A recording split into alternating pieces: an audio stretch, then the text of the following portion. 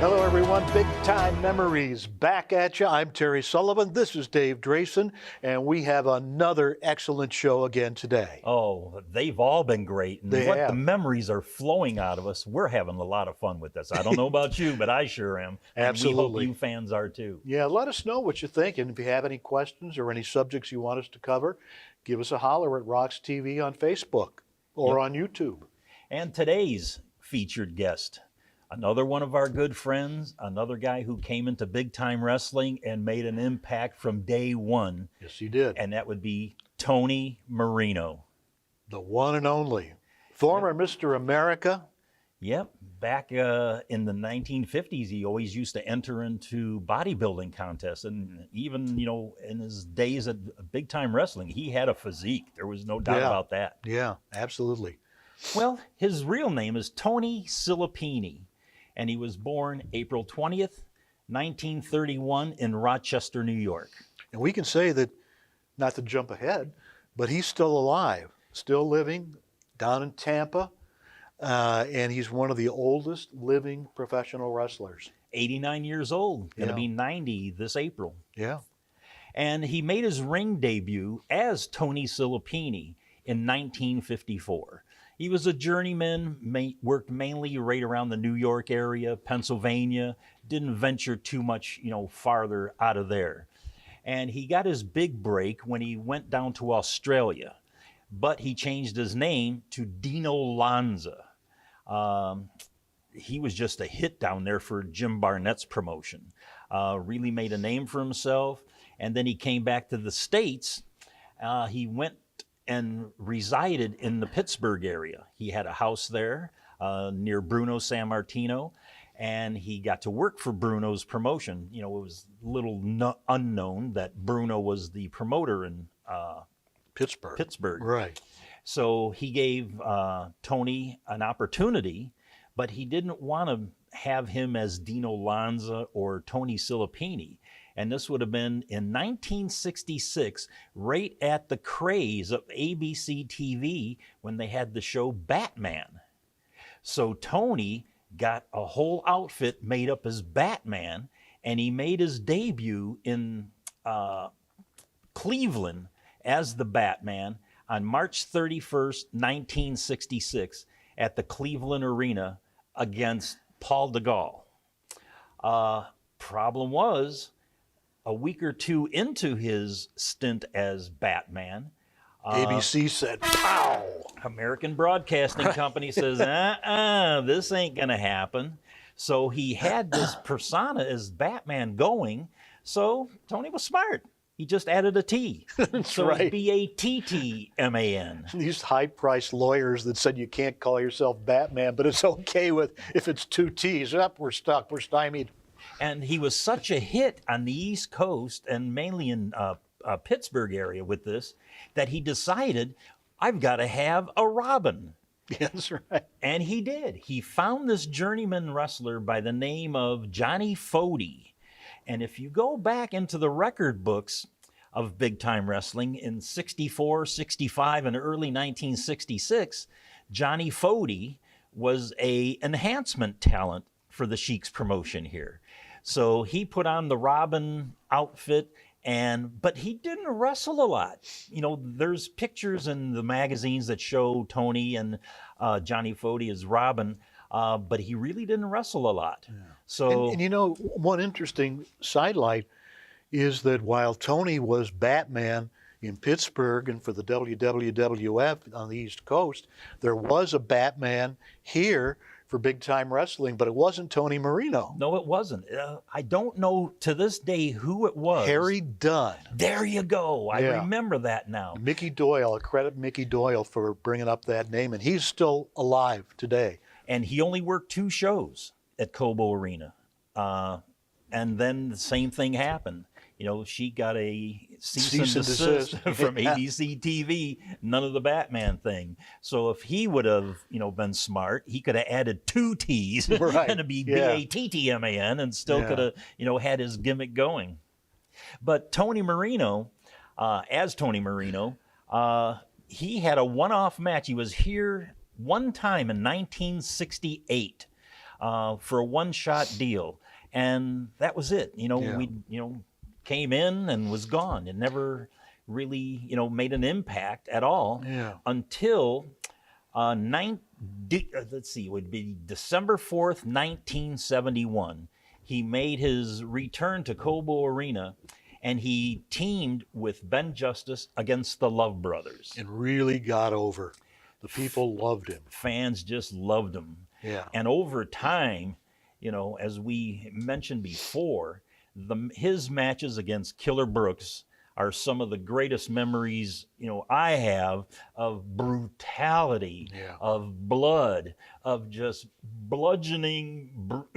They just beat each other to They death. absolutely beat the crap out of each They other did. on a regular basis, nightly basis. Sometimes Marino would get the victory. Sometimes Brooke would get the victory. Sometimes Marino got disqualified. Sometimes Brooke got disqualified. And there was times they both got disqualified. Right. But people went home and they talked about those matches for years. They would come back in chain matches, strap matches, lumberjack matches, Texas death matches, Italian death matches, stretcher death matches, and it never solved it. They were the most frequent opponents each other had for a number of years, and it was guaranteed box office basically. Oh, and the road trips with him. You know, I think we mentioned one time the time with Bobo Brazil going up to Toronto, you know, to Maple Leaf Gardens, and, you know, him driving and, you know, sipping on Bobo's Canadian Club and talking with his hands and going all over the road.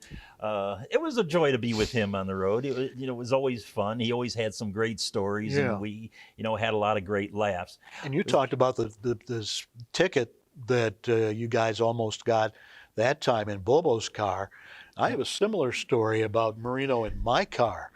And the night we were coming back to Toledo, we were in Toledo.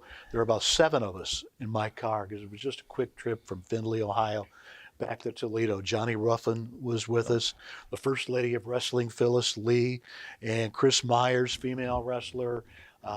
Probably Bad News, I think Bad News Jackson was with us, and Marino. And I'm speeding, and all of a sudden the lights go on, and here we go. And Marino says, "Let me handle this." Oh, no. Oh, no. Tony, don't get me thrown in jail. And so the trooper comes up, and the trooper's a hard nose, okay? But he takes a look in there, and he sees, and he recognized somebody, obviously me. But he recognized us, and so Tony, this is Tony's in. This is the way Tony's going to get me out of this speeding ticket. So he talks to him a little bit. Yeah, we're coming back from Findlay. Yeah, we're going to Toledo. Yeah, going a little fast there. He says, yeah, you don't have any pictures, do you? Tony says, yeah, sure, I got pictures. And so the trooper goes back to his car.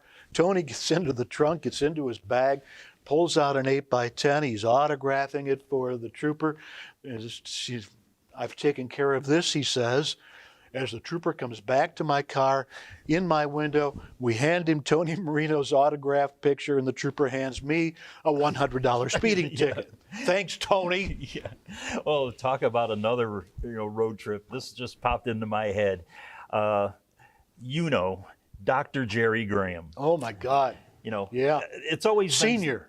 Yes, it's always been said that if you don't have a Dr. Jerry Graham story, you were never in the wrestling business. That's right. So this one time we were in Columbus, Ohio, and doing a show there, and so 4 of us rode together: Tony Marino, Killer Brooks, myself, and Dr. Jerry Graham. So it really shouldn't have, you know, Tony be seen with the 3 of us heels at all. But, you know, we handled that no problem. So anyway, we're in Tony's new car. It was a green Cadillac. Right, yeah, I remember that. So anyway, Tony's driving, Killer Brooks, on the window side. I'm in the middle of them two because Dr. Jerry Graham takes up the whole back seat.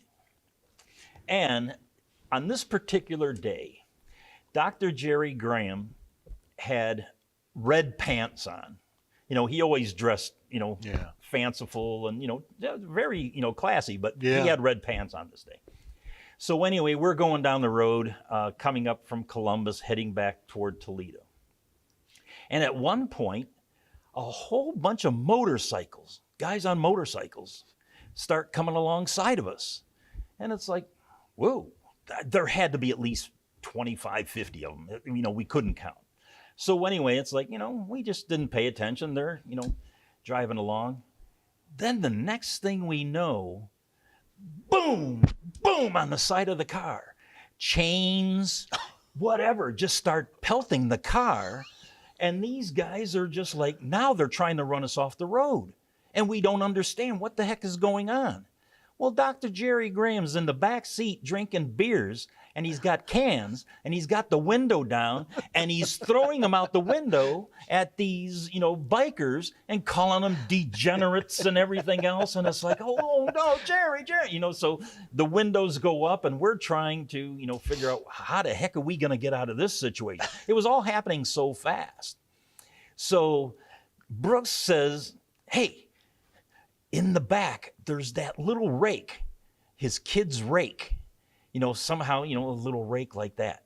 So he rolls down his passenger side window. He says, Dave, turn sideways, clamp onto my legs. So he goes halfway out of the car. Well, the bikers couldn't see it because we were in the right-hand lane. So he leans out the car and he says, roll up the window. So I, roll up the window as far as I can. So he's, tied in, to the car. So Tony, driving, gets into the left-hand lane. Some of the bikers get in the right-hand lane. And then I see Brooks pop up with that rake. Boom! Down he goes. Boom! Down goes another one. And now Tony starts, driving them off the road and stuff like that. And Dr. Jerry Graham's in the back seat. God damn, they're getting everything they deserve, those darn degenerates, nothing good to society.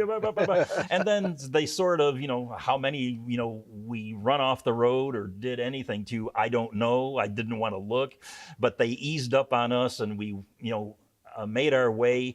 And the very first rest stop, we came to, we got out and, oh, geez. But Dr. Jerry Graham didn't get out of the car. And he had a pension, and guys didn't like to have him in his car because he's been known to use their car as a restroom. No sense getting out of the car and going to the bathroom. No, I could just go right here. The next day, Tony says he's got this cream color leather on his new car, the cream color on the interior, green outside, cream color interior. He said he had a big red spot in the back seat from Jerry Graham's pants that he soiled himself, went through the pants, and he said it never came out. He scrubbed it and stuff, and he said that stain never came out. So that's one of my Tony Marino, driving stories. Yeah. And then I remember, after Kobo shows and sometimes we'd have to stay later and do promos and stuff. Right. But me and Tony always went to Greektown after. We always went to Greektown after. Hellas, right? Yes, Hellas. The Sheik went to Grecian Gardens and everybody else went to Hellas. Yep. And then at one point, I'm a young kid. I didn't know. I mean, Tony had this flowing, curly hair. But when he'd go out to the ring, he'd have this big flop over, straight as could be. Comb over, yeah. And it's like, at one dinner we were having, I said, Tony, how does your hair get that way? And he says, oh, it's just the way I comb it. And I never knew it was a rug. So, Tony Marino, he's been, to this day, he's bald as a cue ball like you and I, are. But as time went on, and he was married, his wife Helene was a hairdresser, and he after a few years had a weave where his own hair, whatever was left of it, was actually woven into this hair. And you get him in the ring with Tim Brooks, who they were rough, they were tough and stiff with each other, and Brooks was always grabbing that weave for everything he was worth, and Marino, whoa, hang on. Well, yeah, he was a ladies' man, so he didn't want the ladies to see any kind of shiner on the top of his melon there. Yeah. But I got to give him credit, because my very first time that the Sheik allowed me to manage, my very first managing gig, October 9th, 1974, I managed Ben Justice, and we went against Tony Marino. And I'm young, my very first, what's going to be my gimmick? I had these, bright rock and roll clothes and stuff. But at that first one, I had my mask on. The Sheik had me go out as the scholar. Because you were the photographer, you couldn't be a participant. Right. But I also had an atomizer. Remember the Gorgeous George atomizer? And I had it filled with talcum powder and stuff. And the very first thing, Tony says, we're in the ring and I'm antagonizing him and stuff. He says, spray it in my eyes. And it's like, sprayed it in his eyes. He goes down. The match starts. And, so I always give Tony, great credit for helping me, get my start. But after that show, me and him went to Greektown for dinner after the show. And I still have it to this day as a celebration. Tony Marino bought me a small split of champagne to celebrate. Tony Marino actually paid for something? Yeah, he always paid for my dinners. I can't say he was frugal by no means, but I still have that bottle of champagne to this day, because at that time I didn't drink at all. And then, we mentioned, before, he was instrumental in 1974 with the UWA promotion that Brooks and him and Jack Kane and Schatz and yourself and myself left Big Time Wrestling at the time. Didn't last long, but we had a lot of fun. And Tony was a big proponent of that. Yeah, yeah. But after that was over, you would figure, he would be blackballed by Big Time Wrestling and stuff. But Sheik is very forgiving. Yes, he is. He's very forgiving. He brought you back, and he brought Tony back for a while. Brought everybody back eventually. Yeah. Except Jack. Yes, that's a whole nother story there. But because Brooks came in for a very short while. Ben Justice did one or two more shots before he retired completely out of the wrestling business.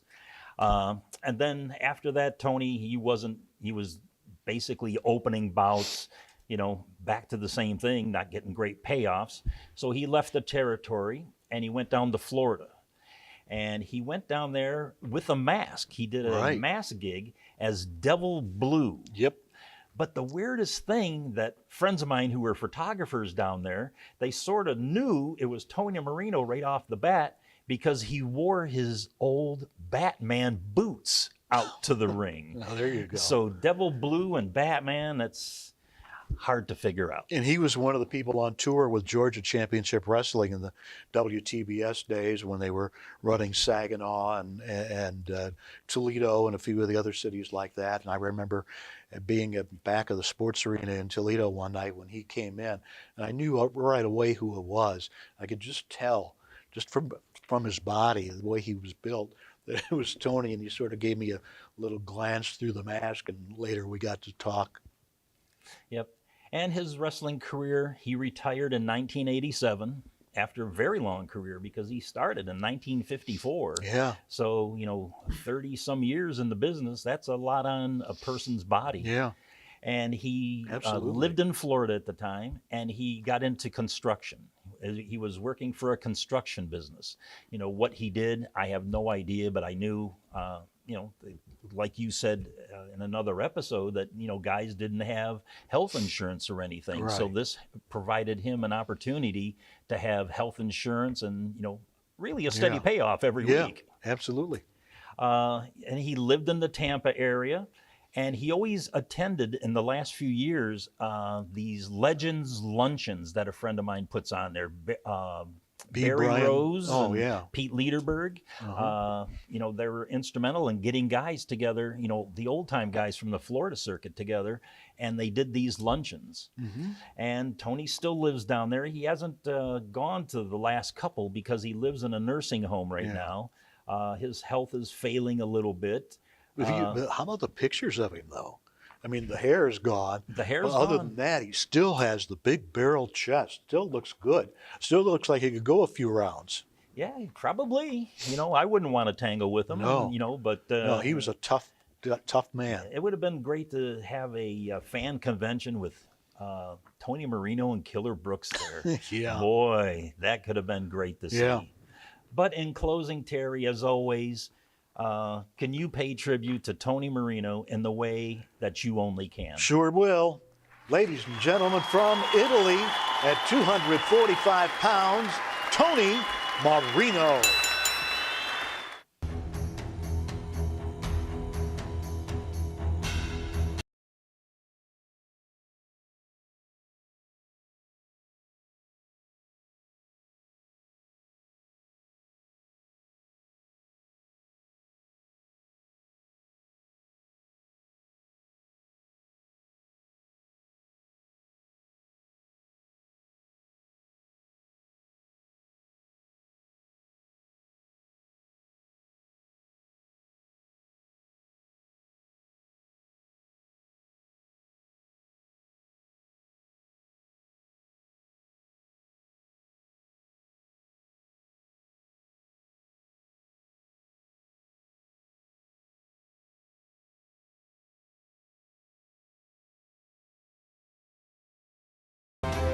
I'm really proud to say that I'm a part of IBW.